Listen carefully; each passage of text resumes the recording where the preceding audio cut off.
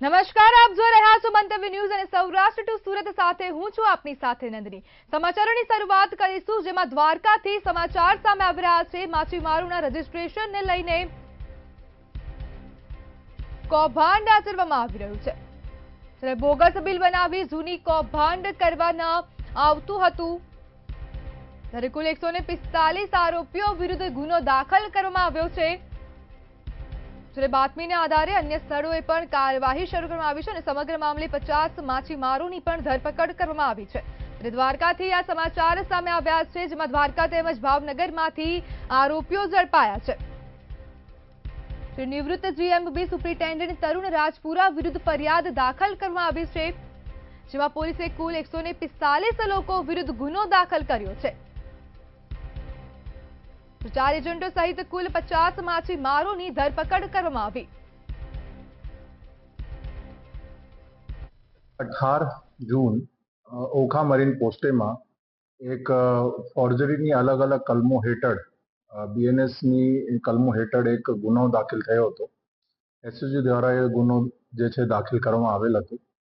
આમાં મેઇન વસ્તુ હતી કે જેટલા પણ ઘણા બધા માછીમારો રૂપેણ, ઓખા અને સલાયાના એવા હતા જે જૂની બોટ ઉપર અમુક એજન્ટ મારફતે ખોટા ખરીદવાનો બિલ, ઈ વે બિલ એવા ડોક્યુમેન્ટ ઊભા કરીને એ લોકો જે છે ફિશરીઝ ડિપાર્ટમેન્ટથી જે છે એ લોકો ફિશિંગ લાયસન્સ અને રજિસ્ટ્રેશન લાયસન્સ જે છે મેળવતા હતા।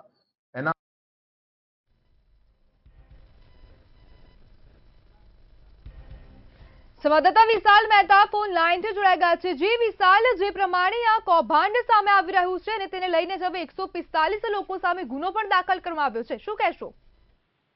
જે રીતે સુઆયોજિત કૌભાંડ સામે આવ્યું છે તે દર્શાવી રહ્યું છે કે ક્યાંક ને ક્યાંક આ સમગ્ર ઘટનાની અંદર ના માત્ર માછીમારમાં જોડાયેલા લોકો પરંતુ તંત્રના પણ કેટલાક લોકો જોડાયેલા હોય તેવું હકીકત સામે આવી રહી છે। માછીમારીની બોટો છે તેના રજીસ્ટ્રેશનમાં કૌભાંડ છે, જેમાં બોગસ દસ્તાવેજો ઉભા કરી અને આ કૌભાંડને અંજામ આપવામાં આવતો હતો। જેમાં એસઓજી દ્વારકા દ્વારા કુલ 145 આરોપીઓ વિરુદ્ધ ગુનો નોંધવામાં આવ્યો છે। જેમાં સૌથી મહત્વની વાત એ છે કે દેવભૂમિ દ્વારકા તેમજ ભાવનગર જિલ્લામાંથી પણ આ પ્રકારના જે આરોપીઓ છે તે ઝડપાયા છે।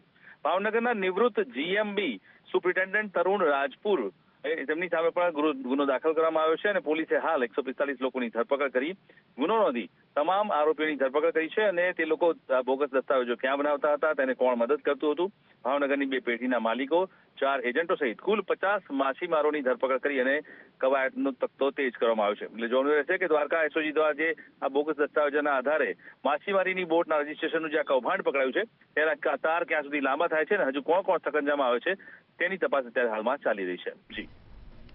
જી વિશાલ, સમગ્ર માહિતી બદલ આપનો આભાર। ત્યારે દ્વારકાથી આ સમાચાર સામે આવ્યા, જેમાં માછીમારોની બોટોના રજીસ્ટ્રેશનનું કૌભાંડ સામે આવ્યું। જેમાં દ્વારકા એસઓજીએ હવે કાર્યવાહી કરી છે અને બોગસ બિલ બનાવી જૂની કૌભાંડ કરવામાં આવતું હતું। જેમાં કુલ 145 આરોપીઓ વિરુદ્ધ ગુનો દાખલ કરવામાં આવ્યો છે।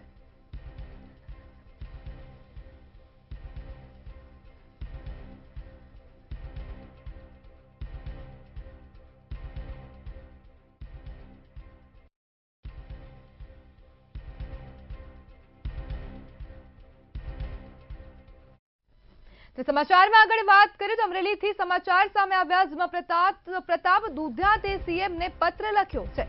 પ્રતાપ દુધાતે મુખ્યમંત્રીને પત્ર લખ્યો છે અને અમરેલીથી આ સમાચાર સામે આવી રહ્યા છે। કૃષિ રાહત પેકેજ જાહેર કરવા બાબતે પત્ર લખવામાં આવ્યો છે, જેમાં ઓક્ટોબર 2024માં થયેલ ભારે વરસાદને પગલે હવે મુખ્યમંત્રીને પત્ર લખીને રજૂઆત કરવામાં આવી છે। કપાસ અને સિંગનું વાવેતરને નુકસાન થયું હતું।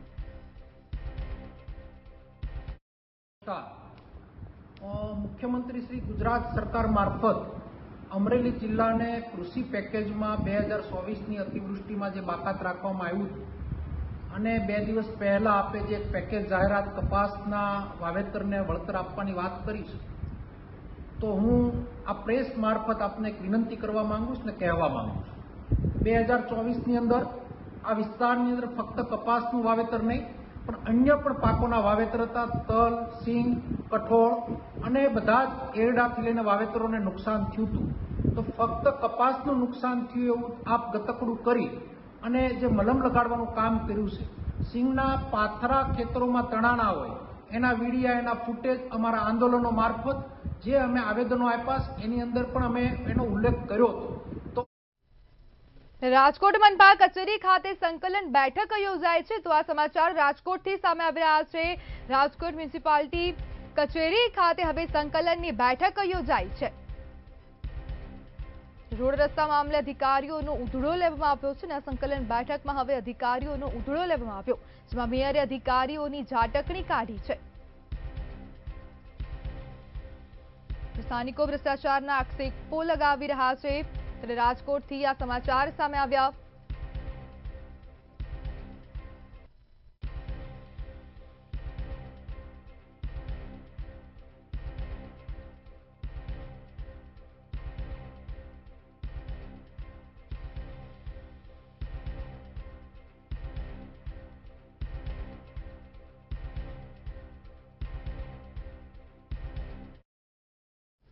જામનગરથી સમાચાર સામે આવી રહ્યા છે, જેમાં કોંગ્રેસે નાટકીય વિરોધ કર્યો છે.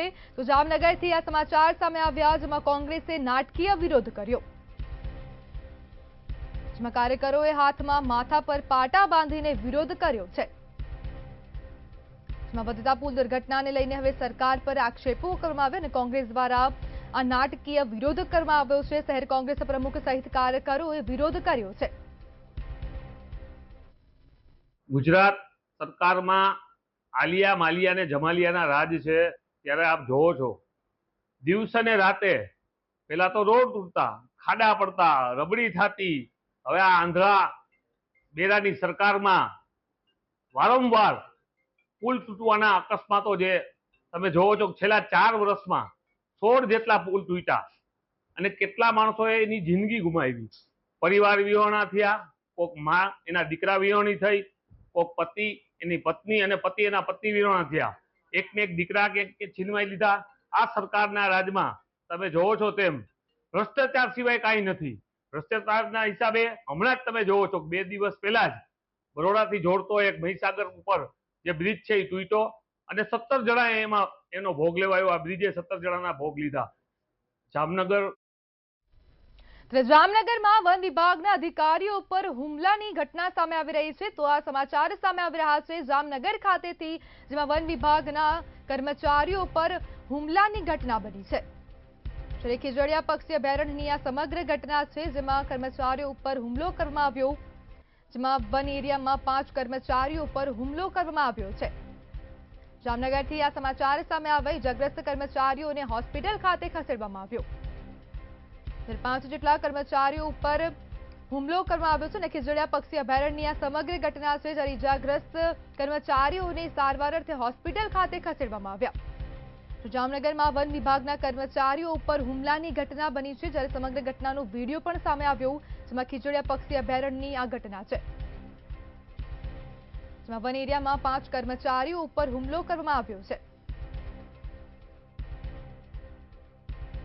કર્મચારીઓને હોસ્પિટલ ખાતે વધુ સારવાર માટે ખસેડવામાં આવ્યા.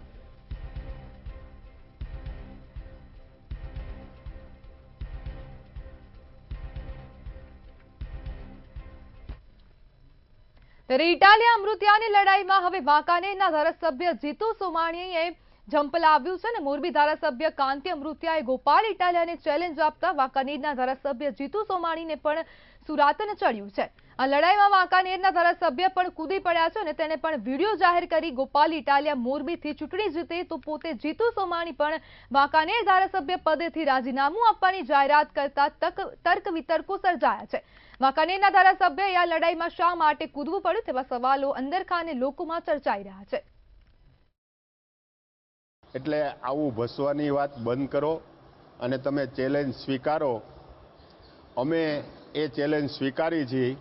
સોમવારે તારીખ 14ના રોજ બંને અધ્યક્ષશ્રી પાસે જાય, ત્યાં એમના રાજીનામા આપે અને ચેલેન્જ સ્વીકારે.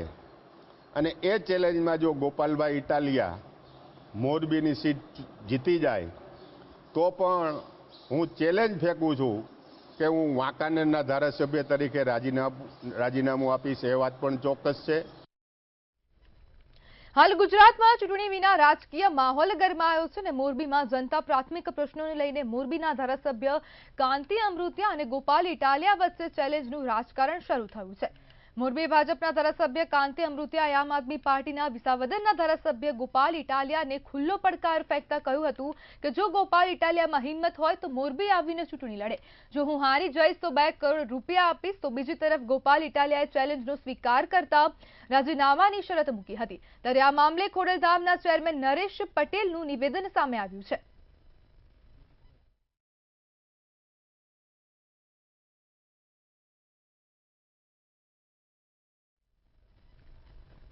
જૂનાગઢના સરદાર બાગમાં વર્ષોથી વસવાટ કરતા રહીશોને તંત્રએ જમીન ખાલી કરવાની નોટિસ પાઠવતા રહીશોની સ્થિતિ કફોડી બની છે. ચોમાસાની સિઝનમાં આ નોટિસથી રહીશોની સ્થિતિ કફોડી બની છે. મંતવ્ય ન્યૂઝે આ વિસ્તારમાં પહોંચી ત્યાંના સ્થાનિકોની પરિસ્થિતિ જાણી હતી. ત્યારે તેમની આંખોમાં જળતા અશ્રુ, કોરા કપડા અને પવનમાં ફફડાતી તાલપત્રી જોઈ શકાય છે. ત્યારે રહીશોએ ભીની આંખે કહ્યું કે છેલ્લા 4 વર્ષથી તેઓ ત્યાં રહે છે. આ સાથે જ મામલતદારે જણાવ્યું કે સરદારબાગ સર્વે નંબર 191 પૈકીની જમીન સરકારની છે, જેમાં વિવિધ સરકારી કચેરીઓ આવેલી છે. તંત્ર દ્વારા 3 દિવસની મુદત આપી નોટિસો પાઠવવામાં આવી.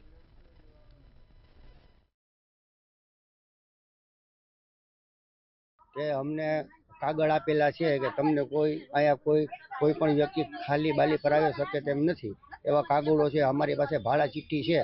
અત્યારે મામલતદાર સર્વે સિટીના સાહેબો આવીને 3 દીની મુદત દઈને કહી ગયા કે 3 દીમાં મકાન ખાલી કરજો, નકર પછી જેસીબી મારશું, એનો પણ ખર્ચો તમારે લોકોને બધાને દેવો પડશે. એવી અમારી ગણતરી છે સાહેબ કે અમને જ્યાં ત્યાં ગમે ત્યાં જગ્યા આપો. અમારે કોઈ ભાઈ નથી, કોઈ ઘરવાળો નથી, અત્યારે આશરો કઈ છે નહીં. અત્યારે અમે ક્યાં જાય?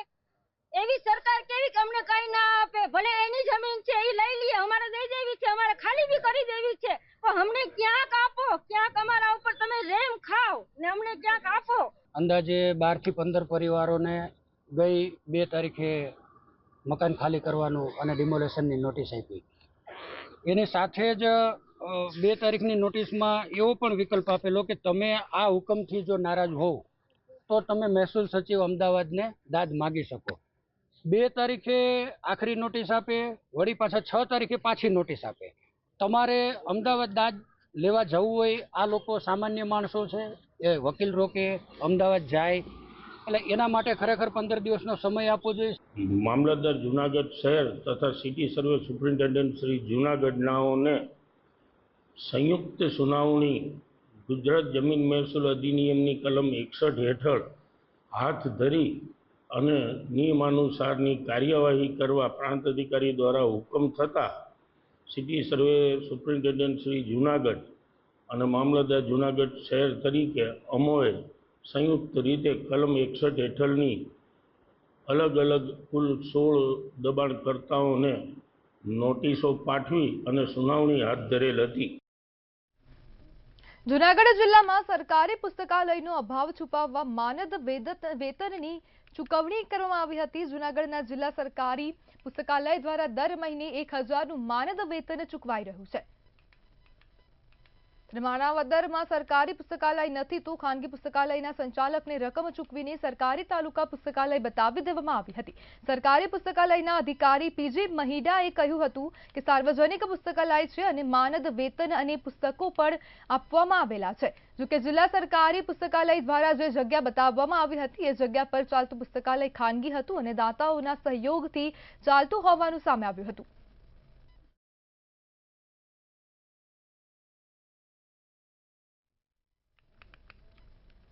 જૂનાગઢના ભેસાણમાં રસ્તાના કામ નબળા હોવાના આક્ષેપ કરવામાં આવ્યો છે. ભાજપ તાલુકા પ્રમુખે કામગીરી અટકાવી છે.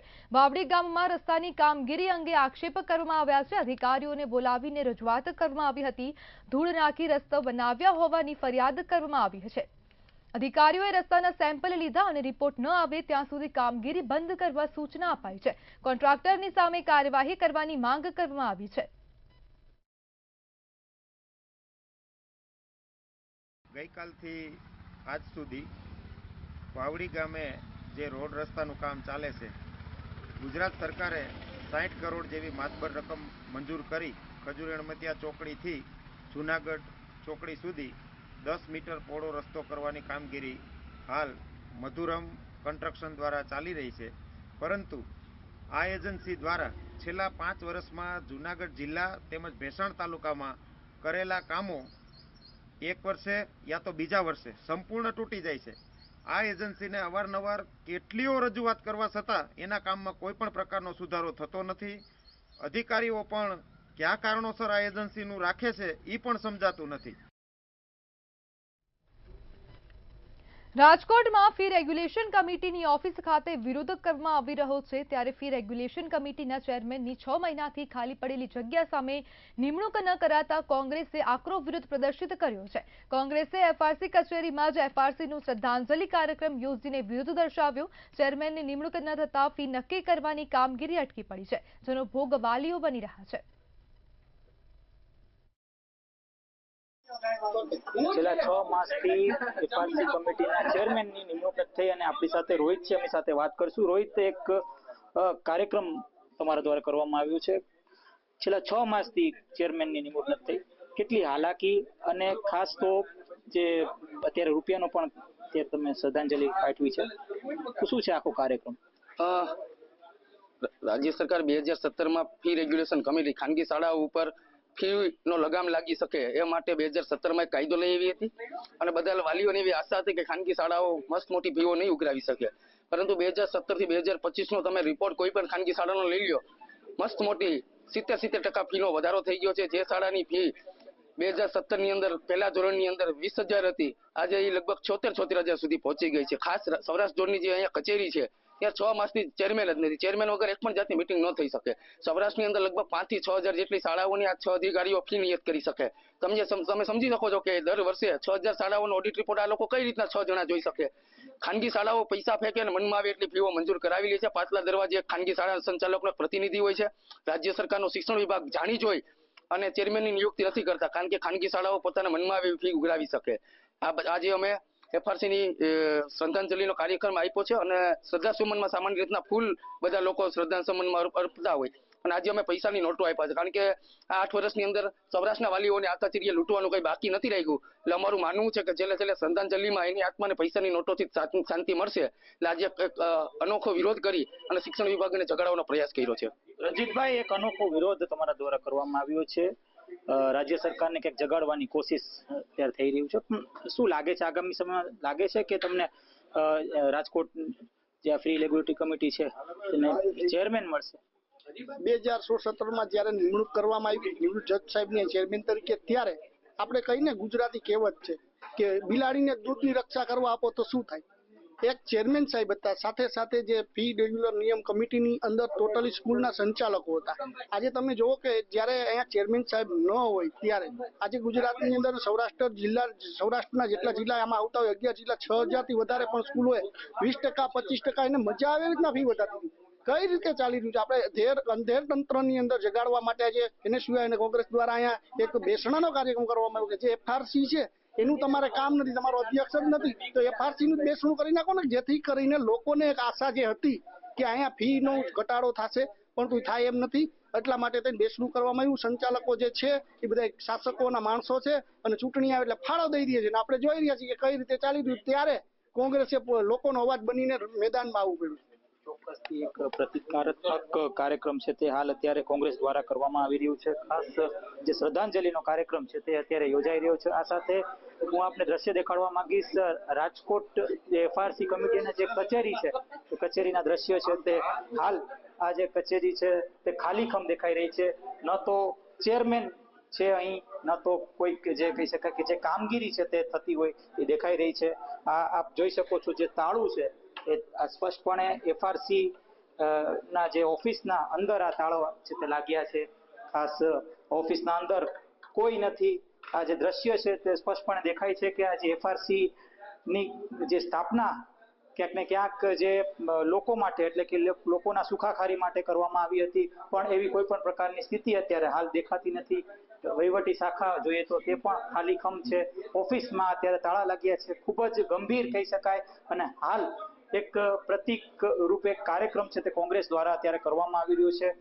કોંગ્રેસ દ્વારા જે શ્રદ્ધાંજલિનો કાર્યક્રમ છે તે ક્યાંક કરવામાં આવ્યો છે કે એફઆરસી કમિટીને શ્રદ્ધાંજલિ પાઠવવામાં આવી રહી છે, કારણ કે આ કમિટીમાં કોઈ અસ્તિત્વ જ નથી અને આ અસ્તિત્વ જગાડવા માટે ક્યાંક ને ક્યાંક હાલ સરકારને લોકો અપીલ કરી રહ્યા છે. આ સાથે જે વિરોધ પક્ષ તરીકે કોંગ્રેસ પણ હાલ કરી રહી છે. તરવરસર લલિત વ્યાસ સાથે ધ્રુવ કુંડેલ, રાજકોટ.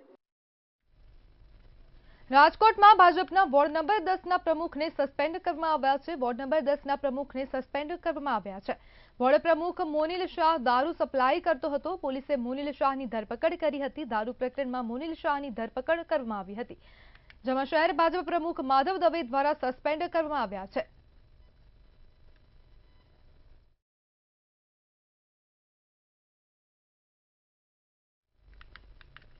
રાજકોટ જિલ્લાના ધોરાજીમાં 1,67,00,000ના ખર્ચે બનેલા આઇકોનિક રોડનું કામ નબળી ગુણવત્તા અને ભ્રષ્ટાચારના આરોપ સાથે વિવાદમાં આવ્યું છે. કોંગ્રેસ પ્રમુખ દિનેશભાઈ વોરાએ કોન્ટ્રાક્ટરની નબળી કામગીરી અને ખરાબ સામગ્રીનો આક્ષેપ કર્યો છે. ભાજપના નગરપાલિકા ચેરમેન સીસી અંટાડાએ પણ નબળી કામગીરી અને ભ્રષ્ટાચારની વાત સ્વીકારી. કોન્ટ્રાક્ટર સામે તપાસ અને બ્લેકલિસ્ટની માંગ કરવામાં આવી છે. રસ્તાનું સમારકામ અને નદી નાળાની સફાઈ બાકી હોવાથી લોકોને હાલાકી થઈ રહી છે. લોકોના ટેક્સના પૈસાનો દુરુપયોગ થયો હોવાનો કોંગ્રેસે આક્ષેપ કર્યો છે. ધોરાજી શહેરની અંદર આશરે 1.5 કરોડથી પણ વધુ રકમનો ખર્ચ કરી અને સરકારશ્રી દ્વારા એક નિર્મલ પથનું આયોજન કરવામાં આવ્યું. આની પાછળ આશરે 1.5 કરોડથી પણ વધુ રકમ ફાળવવામાં આવી, પરંતુ કોન્ટ્રાક્ટર દ્વારા ક્યાંક ને ક્યાંક બેદરકારી દાખવી અને નબળી ગુણવત્તાનું મટીરિયલ ધાબડી દઈ અને આ રોડની પાછળ જે ખર્ચ કરવામાં આવ્યો છે એ ખર્ચ એળે જાય એવી પરિસ્થિતિની અંદર આ રોડની કામગીરી કરવામાં આવી છે. બીજી તરફ જોઈએ તો બાજુમાં જ જે નદી છે એ નદીની અંદર ખૂબ જ ગંદકી છે. કોન્ટ્રાક્ટર દ્વારા જે કામગીરી કરવામાં આવી છે એમાં થાંભલાઓની અંદર ક્યાંક ને ક્યાંક વાયરો ખુલ્લા છે, થાંભલાઓનું મટીરિયલ છે, નબળી ગુણવત્તાનું મટીરિયલ વાપરવામાં આવ્યું છે.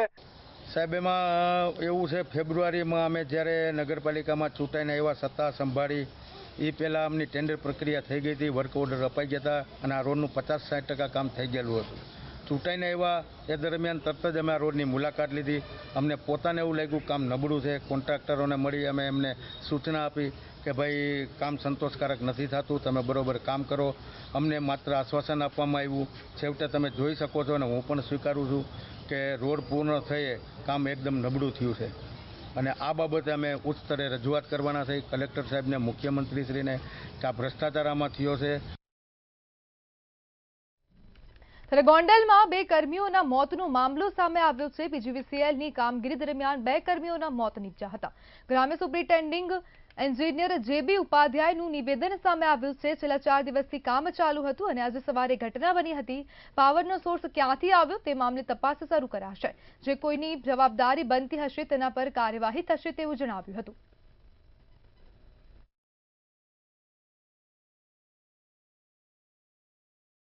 આજે જે બનાવ બન્યો અત્યંત દુઃખદ બનાવ છે. જે બનાવમાં આ ટંકી કોન્ટ્રાક્ટર જે કામ કરે છે વિજયનગર ફીડર પર, એ છેલ્લા 4 દિવસથી ત્યાં કામ કરે છે આજ સહિત. એ 4 દિવસમાં આ કોઈ પણ જાતનો કોઈ બનાવ બનેલો નથી. આજે જે બનાવ બનેલો હતો એમાં પણ અમારા લાઇન ઇન્સ્પેક્ટર કક્ષાના માણસે ત્યાં જે સેક્શન પર કામ કરવાનું છે એ સેક્શન એને આઇસોલેટ કરી, અર્થ કરી અને કામ કરવા માટે રેડી કરીને આપેલો હતો. અને આ જે બનાવ બન્યો એ સવારે લગભગ 9 ને 14 કલાકની આજુબાજુ બન્યો છે. ત્યાંથી સવારે એના એક્ઝિક્યુટિવ એન્જિનિયર જે છે એનજે મેસે ગોંડલ ડિવિઝનના, એ પણ અત્યારે હાલ સ્થળ પર છે અને આખી ટીમ સબ ડિવિઝનની સ્થળ પર છે અને ડિટેલ ઇન્વેસ્ટિગેશન કરે છે.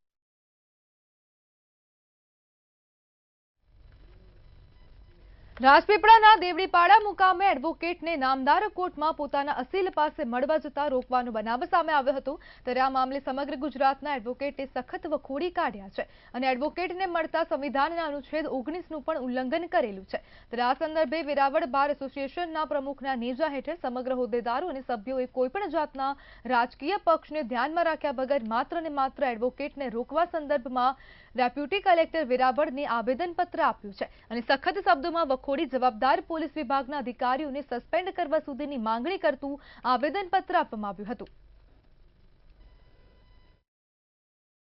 આ વકીલોના હિતમાં આજરોજ વેરાવળ બાર એસોસિએશન છે આની ગંભીર નોંધ લઈ અને સખત શબ્દોમાં વખોડી કાઢી અને આજરોજ નાયબ કલેક્ટર સાહેબને આ અંગે ગૃહમંત્રી મુખ્યમંત્રી, કાયદા મંત્રી અને વિધાનસભાના અધ્યક્ષ અને બાર કાઉન્સિલ ઓફ ગુજરાતને આની નોંધ લઈ અને આ અંગે કડકમાં કડક પગલાં લેવાય અને પોલીસને સસ્પેન્ડ કરવા સુધીની કાર્યવાહી કરે તેવી વેરાવળ બાર એસોસિએશનની માંગણી છે. ગીર સોમનાથના ગીર ગઢડામાં બેડિયા ગામે પકડાયેલા 400 પેટી વિદેશી દારૂ મામલે જિલ્લા પોલીસ વડા દ્વારા મોટી કાર્યવાહી કરવામાં આવી છે. ગીર ગઢડા પીઆઈની વેરાવળ ખાતે બદલી કરવામાં આવી છે. આ કાર્યવાહી વચ્ચે એસઓજીના એએસઆઈની કચ્છ મુકામે બદલી કરવામાં આવી છે. બેડિયા ગામે 3 દિવસ પહેલા સ્ટેટ મોનિટરિંગ સેલ દ્વારા ₹41 લાખથી વધુનો મુદ્દામાલ ઝડપી પાડવામાં આવ્યો હતો. જે મામલે સ્થાનિક પોલીસને અંધારામાં રાખી મોટા પ્રમાણમાં દારૂનો જથ્થો ઝડપાતા જિલ્લાભરની પોલીસમાં હડકંપ મચી જવા પામ્યો છે.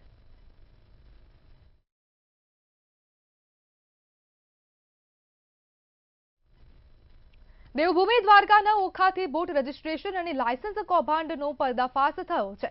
ત્યારે આ સમગ્ર કૌભાંડમાં એસઓજી પોલીસ દ્વારા અત્યાર સુધી કુલ 56થી વધુ આરોપીઓની ધરપકડ કરવામાં આવી છે અને 145થી વધુ બોટના માલિકો સામે કાર્યવાહી હાથ ધરવામાં આવી છે. બનાવટી બિલ, નકલી જીએસટી નંબર અને ખોટા એન્જિન બિલના આધારે લોન અને સબસિડી મેળવવામાં આવી રહી હતી.